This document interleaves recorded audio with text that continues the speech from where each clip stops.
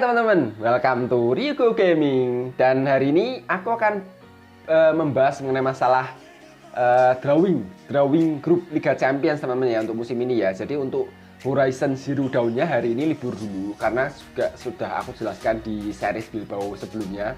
Jadi memang aku harus grinding dulu untuk meningkatkan level, meningkatkan segalanya dan lain sebagainya supaya bisa lebih kuat gitulah ya.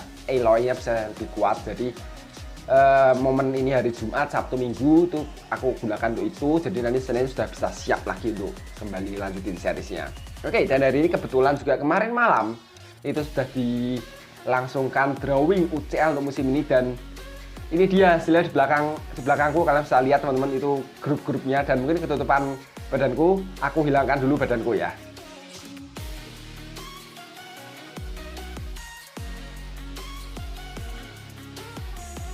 Ya, oke, itu dia teman-teman. Gimana menurut kalian? Menurutku drawing kali ini cukup luar biasa menurutku ya. Menurutku hampir seluruh grup itu tuh seru teman-teman. Jadi selain memang ada yang betul-betul grup neraka, tapi juga ada juga grup-grup yang menurutku kayak misalnya grup C dan grup G. Mungkin kalau dilihat sekilas ya klub-klubnya hanya begitu-begitu aja. Maksudnya itu tidak ada klub yang betul-betul besar gitu ya. Tapi menurutku contoh kayak di grup C dan grup G itu tuh salah satu grup yang sulit juga menurutku karena kontestannya tuh sangat-sangat berimbang gitu menurutku ya. Jadi kayak sulit untuk memprediksi siapa yang bakalan lolos atau kejutan apa yang bakalan terjadi di sana. Jadi menurutku sangat seru. Dan di sini nanti akan bahas per grup teman-teman ya, bahas per grup plus kalian prediksiku kira-kira seperti apa, siapa yang lolos. Oke ya. Jadi sebelum itu ini sebetulnya memang semula aku berencana mau membahas ini itu setelah bursa transfer ditutup. Tapi ya udahlah, menurutku bahas sekarang aja nggak apa-apa karena juga sebentar lagi ditutup. Dan memang bursa transfer kali ini itu betul-betul gila menurutku ya. Banyak banget perpindahan pemain-pemain yang betul penting, dalam artian penting untuk klubnya sebelumnya. Contoh ada Aguero, ada Memphis Depay, terus ada Lukaku, ada Jack Grealish, terus dan pastinya ada Leo Messi dan Sergio Ramos. Banyak banget lah. Banyak banget luar biasa. Hakimi. Jadi kayak peta kekuatan tuh berubah semuanya. Belum lagi sekarang ini yang sampai detik ini aku rekaman itu masih kencang banget rumornya itu Mbappe ke Real Madrid, katanya sudah hampir deal katanya, nggak tahu juga nanti bakalan seperti apa. Dan Cristiano Ronaldo yang katanya juga hampir pasti menuju ke Manchester City. Nah, itu bakalan sangat seru banget, bakalan merubah semua peta kekuatan menurutku ya. Dan yuk mulai kita bahas dulu aja, mulai dari grup A. Ini grup yang bisa dibilang menurutku paling ditunggu-tunggu pastinya. Karena yaitu faktor Leo Messi, Sergio Ramos, faktor PSG lah aku bisa bilang sekarang ini faktor PSG. Dan mereka akan kembali bertemu dengan Manchester City, tim yang menyingkirkan mereka di musim lalu. Dan tapi kali ini dengan kekuatan yang berbeda. Nah, tambah seru lagi jika misalnya nanti City betul-betul berhasil mendatangkan Cristiano Ronaldo. Kembali memang jodoh tidak kemana, jadi memang Cristiano Ronaldo harus kembali dipertemukan dengan Leo Messi. Dan kali ini dengan betul-betul duel tim yang betul-betul luar biasa, sama-sama bertabur bintang. Jadi ini bakalan seru. Menurutku gini, menurutku kalau di grup A itu memang agak timpang ya. Mungkin Leipzig yang mungkin bisa sedikit mengganggu. Tapi menurutku kalau melihat kualitas dari squad dari City dan PSG rasanya kok kayak nggak mungkin ya menurut gue. Sulit. Bisa sih. Tapi betul-betul butuh effort yang sangat-sangat keras dari Leipzig maupun klub-klub. Dan menurutku kayaknya kok di grup ini jelas tetap menjadi milik City dan PSG. Karena memang skuadnya terlalu mencolok bedanya. Terlalu mencolok dari kedua tim ini ya. Dan untuk siapa yang menjadi juara grup, siapa yang menjadi runner up, menurutku susah juga sebetulnya. Soalnya gini, jadi aku mau bahas sedikit mengenai masalah PSG ya. Jadi mungkin memang kalau kita melihat, PSG kayak gitu skuad yang ngeri sih. Tapi menurutku ada beberapa faktor yang membuat feelingku ya, jujur kok aku punya feeling ya, kok kayak bukan PSG juara musim ini. Feelingku seperti itu. Memang banyak orang dan kayak mungkin bisa bilang mungkin bursa-bursa taruhan dan lain sebagainya, media-media pasti mengunggulkan PSG menjadi juara nomor 1 musim ini. Mungkin, ya jelas pasti dari skuad yang dimiliki. Tapi kok menurutku kok Feelingku ya kok kayak enggak. Kenapa? Karena gini. Yang pertama, mereka mendatangkan sejumlah pemain di musim ini. Cukup banyak banget. Dan itu tuh menurutku dalam sepak bola kurang baik ya. Karena menurutku terlalu banyak pemain sehingga mereka pastinya butuh adaptasi lagi, butuh penyesuaian lagi. Karena kan terlalu banyak personel baru seperti itu. Yang kedua, pemain bintang yang mereka datangkan tuh terlalu banyak, teman-teman. Ada Wijnaldum, ada Ramos, ada Messi, dan masih ada Hakimi, ada Donnarumma. Jadi menurutku belum masih ada nama-nama yang lama seperti Neymar, seperti Icardi, terus ada Verratti dan lain sebagainya. Bisa nggak mengatur ego dari masing-masing dengan banyak pemain baru datang? Terlalu banyak. Apa ya? Istilahnya tuh nanti mungkin bakalan ada beberapa masalah yang terlalu banyak menurutku, yaitu kayak jadi ada pemain baru masuk banyak, otomatis harus penyesuaian lagi, belum ego masing-masing. Kayak dulu saya pernah ingat dulu perseteruan antara Neymar dengan Cavani memperebutkan pendang penalti. Ini pun mungkin ya nggak tahu, siapa tahu bisa saja terjadi dengan ego masing-masing pemain itu intinya. Mampukah Pochettino untuk bisa meredam ego masing-masing pemain? Itu menurutku ya. Jadi dan kembali lagi yang berikutnya, menurutku gini, memang sekilas kayak wih sekarang ini PSG luar biasa. Tapi menurutku kadang gini, harusnya ya tim-tim lain tidak terlalu terbuai dengan wah PSG sekarang seperti ini. Kenapa? Karena sebetulnya gini, kalau kita menarik ke belakang, skuad PSG sekarang itu ya mirip-mirip kayak skuad Barcelona zaman dulu nggak sih? Coba kalian ingat teman-teman. Sekarang ya oke ada Messi, Neymar. Sama kan dulu juga ada Messi, Neymar, di depan ada Suarez. Nah sekarang siapa? Mungkin Icardi kalau Mbappe jadi pindah ke Madrid. Icardi. Terus di tengah ya ada Verratti, ada Wijnaldum, ada Di Maria dan lain sebagainya, ada Danilo Pereira. Lah zaman dulu juga malah Barcelona ada Xavi, Iniesta. Sempat kan main bareng waktu tahun musim 2000, waktu treble itu loh.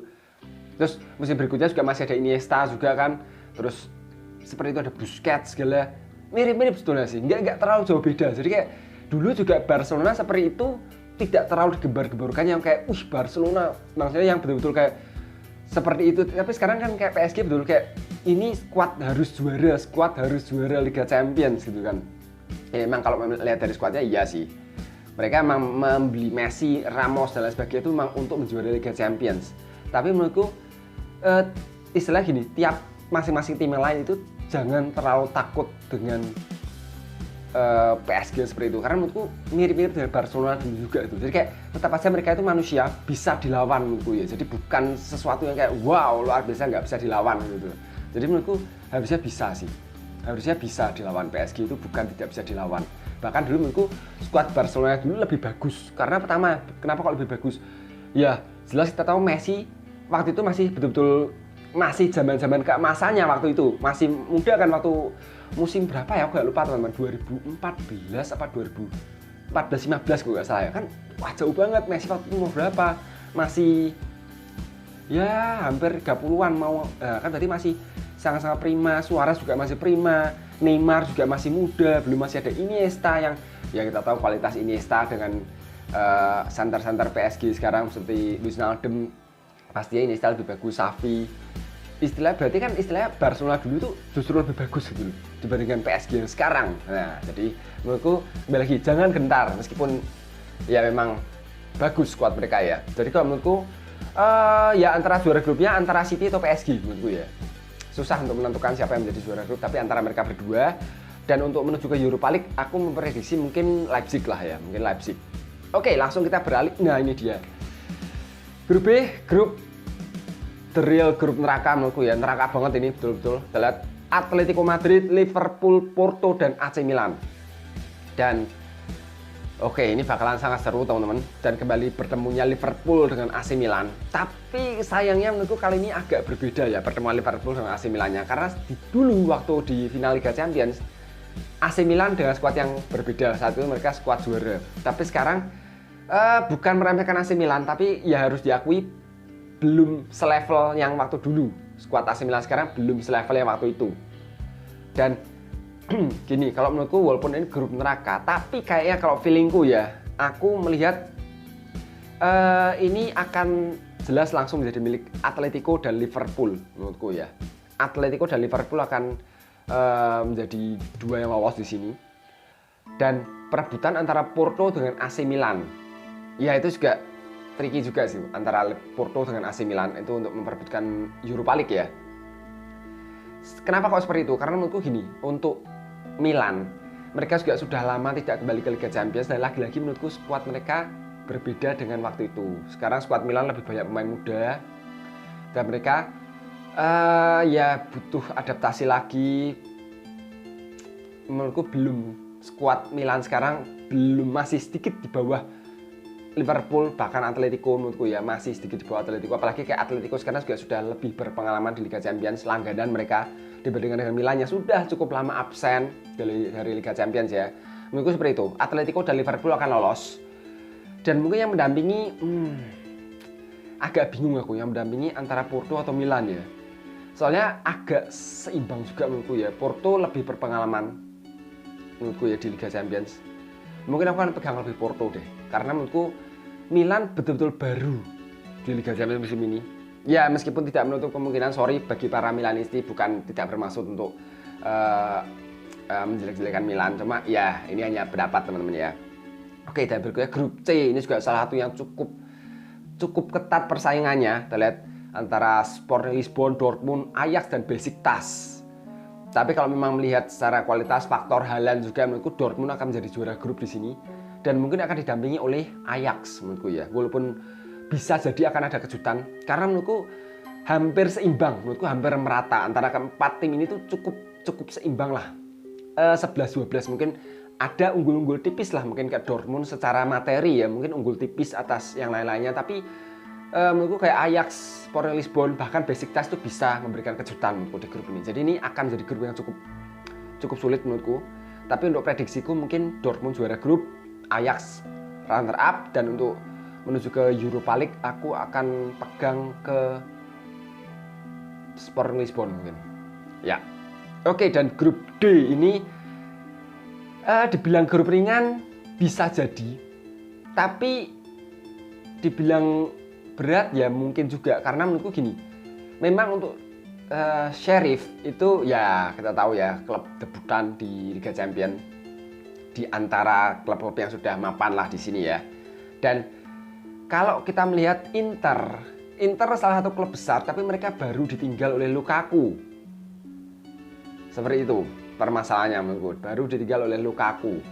Ya nggak tahu bagaimana Inter ini bereaksi dengan Edin Dzeko dan Lautaro. Tapi kalau aku melihat seperti ini ya, dan Shakhtar pun menurutku bisa mengganggu. Shakhtar bisa mengganggu antara Inter atau Real Madrid. Dan di sini aku memprediksi Real Madrid akan menjadi juara grup. Apalagi kalau Mbappe jadi bergabung, menurutku Real Madrid akan menjadi juara grup di sini. Nah, di sini kayaknya aku akan nggak tahu ya ini prediksiku betul atau enggak. Aku kayak akan memprediksi Shakhtar yang menjadi runner up. Inter akan menuju ke Europa League. Karena mungkin menurutku faktor mereka ditinggal Lukaku juga, dan mereka kan agak nggak tahu sih krisis atau enggak ya, tapi kayak mereka juga sempat hampir menjual Lautaro juga kan ke Spurs ya kayaknya ya. Nah jadi kayak menurutku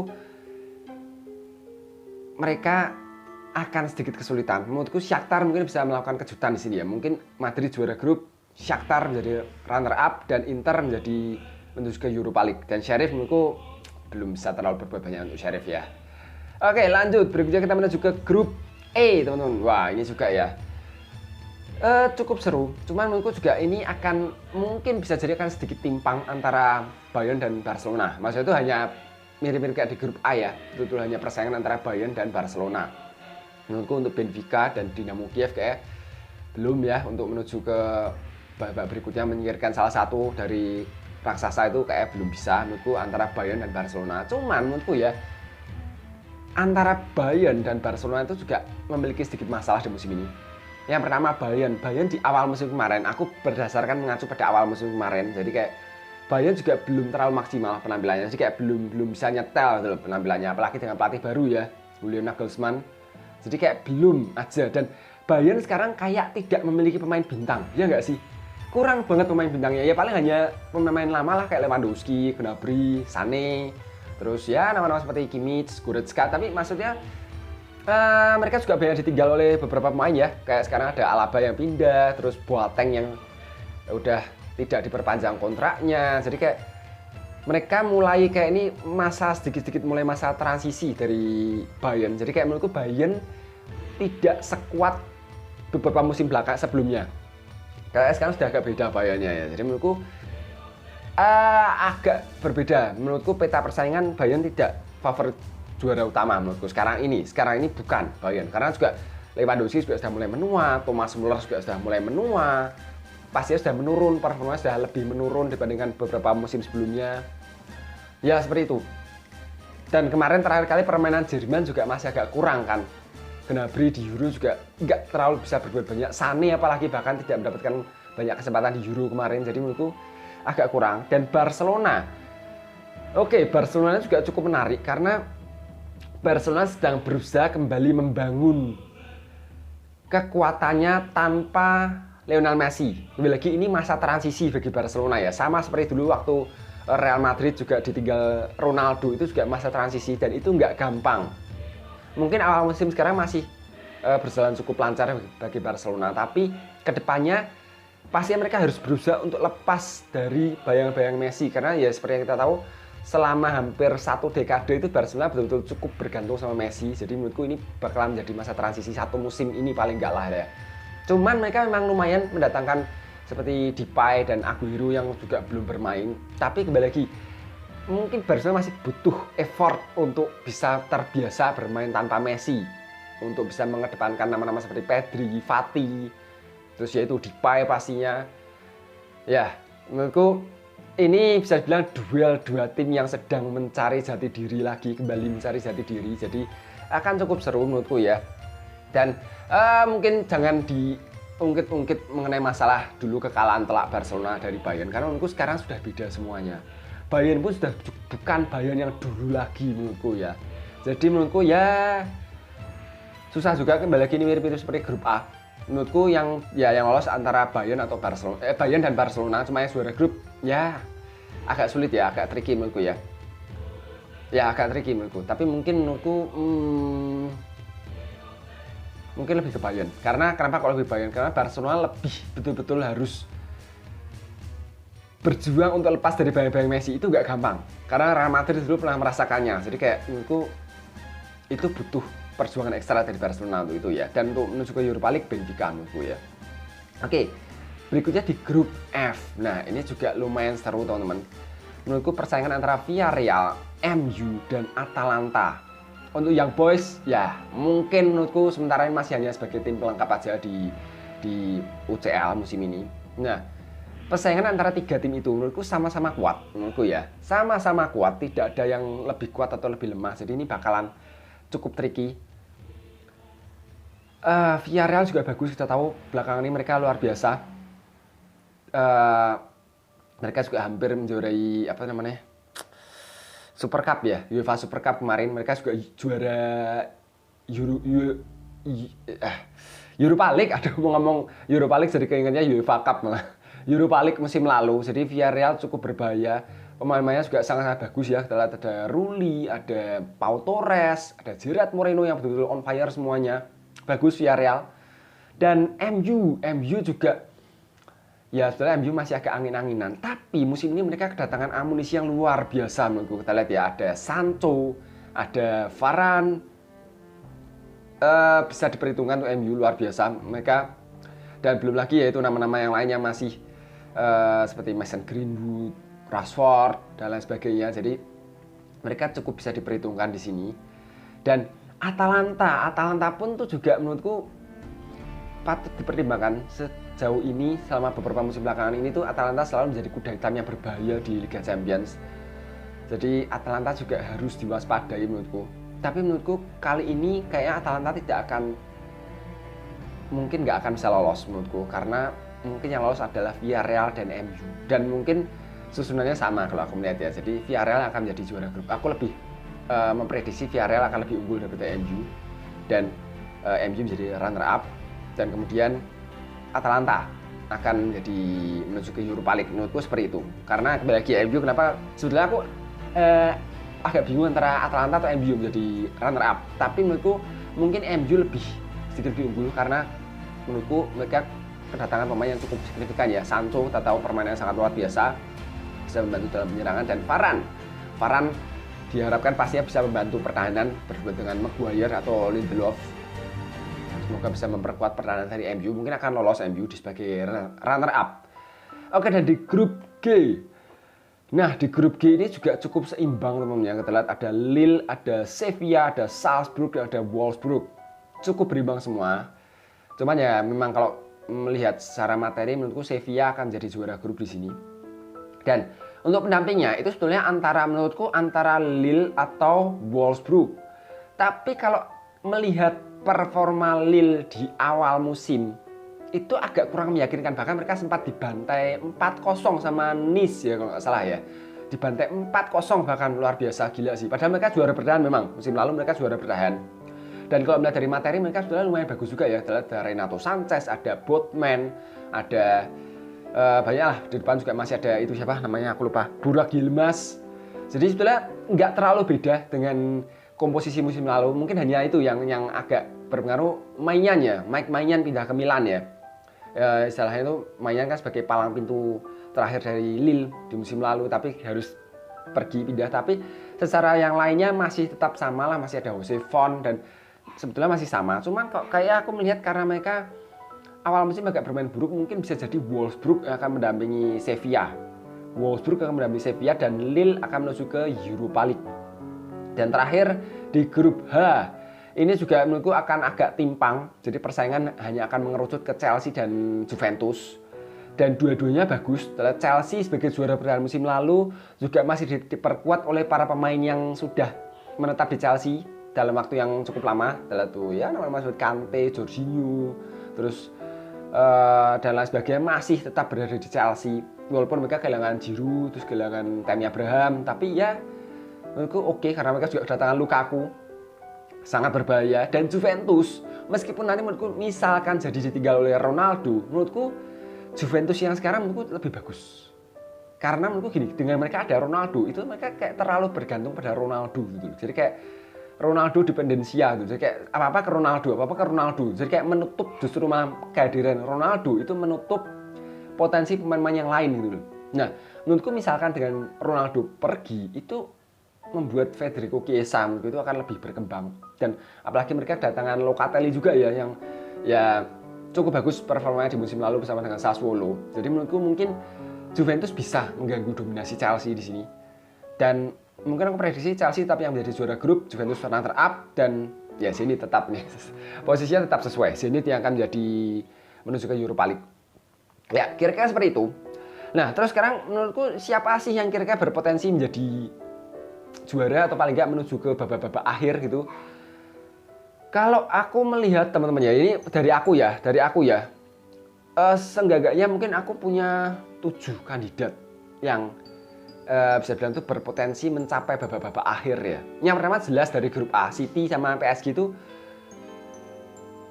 mungkin semifinal, bisa sampai semifinal menurutku ya untuk City dan PSG. Terus di grup B itu aku nggak tahu kenapa aku melihat Atletico Madrid itu kayak cukup berpotensi. Atletico karena menurutku pemain mereka lumayan matang-matang semua. Kita lihat ya bagus-bagus semua. Kita lihat Koke, Saul, Marcos Llorente, terus Luis Suarez juga masih luar biasa. Kayak juga kedatangan Rodrigo de Paul yang tampil luar biasa bersama Argentina di Copa America. Jadi menurutku Atletico bisa mengganggu menurutku. Mungkin perempat final, semifinal. Liverpool juga sama menurutku tetap masih Liverpool karena musim ini juga mereka kembali kedatangan, maksudnya itu bukan kedatangan ya, kembali sembuhnya VVD di belakang sehingga buat pastinya palang pintu mereka jadi lebih kokoh, terus tetap Trisula mereka di depan juga masih luar biasa. Liverpool masih bisa mungkin ya antara perempat final sampai semifinal. Terus Real Madrid menurutku bisa jadi Real Madrid akan comeback di sini ya. Jika Mbappe memang betul, apalagi kalau Mbappe betul-betul bergabung, menurutku Real Madrid bisa comeback di sini, bisa sama sih mungkin perempat final, semifinal mungkin bisa menurutku, karena menurutku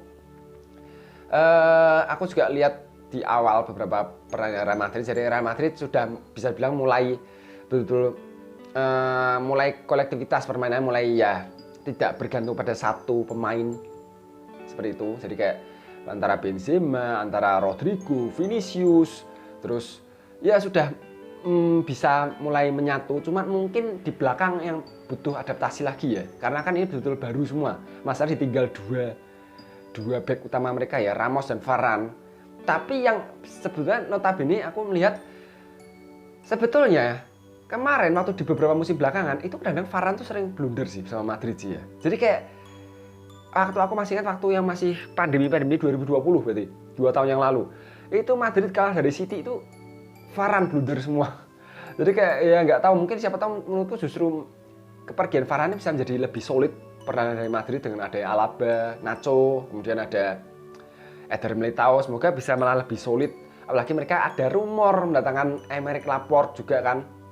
Ya menurutku Madrid bisa sih menurutku mungkin. Dan Chelsea jelas juara bertahan musim lalu. Kenapa kok aku masih melihat Chelsea sebagai kandidat kuat? Karena kembali lagi mereka juga masih bermain dengan susunan pemain yang hampir mirip.